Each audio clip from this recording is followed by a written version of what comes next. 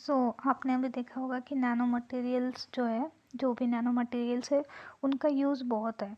तो researchers eight the same time ये भी ट्राई कर रहे हैं कि उनका सेफ्टी कितना है, कितने या टॉक्सिक तो नहीं है वो।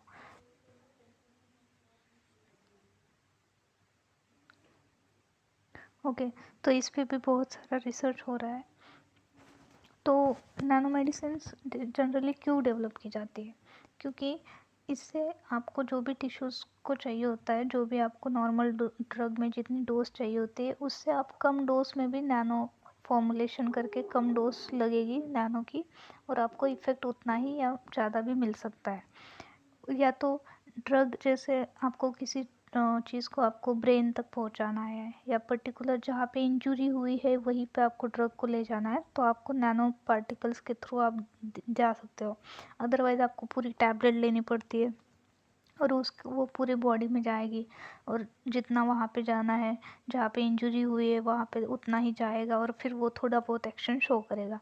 तो इसका मतलब क्या है, आपको एफिकेसी ज़्यादा मिल गई और पर उसके साइड इफ़ेक्ट कम हो गए, क्योंकि वो दूसरी जगह पे जा ही नहीं रहा है, दूसरे ऑर्गन्स पे जा ही नहीं रहा है, तो उसको साइड इफ़ेक्ट वहाँ पे दूसरे ऑर्गन्स पे मिलेंगे ही नहीं। पर क्या होता है, वो जो नैनो स्केल कैरियर्स होते हैं, क्योंकि ये बहुत कम साइज़ हो गया ना, माइक्रो से भी कम हो गया तो नैनो, तो इससे क्या होता है, एडवर्स इफेक्ट या टॉक्सिसिटी भी हमें देखने को मिलती है। क्यों? क्योंकि ये जो स्मॉल साइज़ होती है नैनो पार्टिकल्स की, वो बायोलॉजिकल मेम्ब्रेन्स में कहीं पे भी पेनिट्रेट कर जाती है इजीली।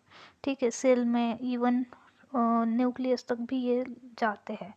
तो इससे क्या होता है, आपको टॉक्सिसिटी भी देखने को मिलती है, क्योंकि ये अलग अलग एंजाइम्स वगैरह इसको भी एक्ट करते हैं, इस पे इनको इनहिबिट कर सकते हैं। Various channels are there, receptors are there, so they go into there and then they interfere with their activities. In this way they cause various kind of adverse effects. So nano particles का ये advantage भी लिया जाता है, जो उनकी ability है cross करने की बैरियर्स को। जैसे ब्रेन में कुछ चीज़ें नहीं जाती है, बट नैनो पार्टिकल्स पेनेट्रेट करते हैं, तो इसी का यूज़ हमारे साइंटिस्ट ने करा है, और इसको एक पॉजिटिव वे में ब्रेन तक डिलीवरी करने में लोग मतलब सक्सेसफुल रहे हैं। सो ये एक एडवांटेज है। But at the same time हमें देखना पड़ेगा कि इसका क्या होता है, fate of the nano particles. Fate मतलब, फेट जैसे हिंदी में बोला जाता है नसीब, बट इसमें यहाँ पे एक मतलब होता है, फेट मतलब कि इसका आगे जाके क्या होगा।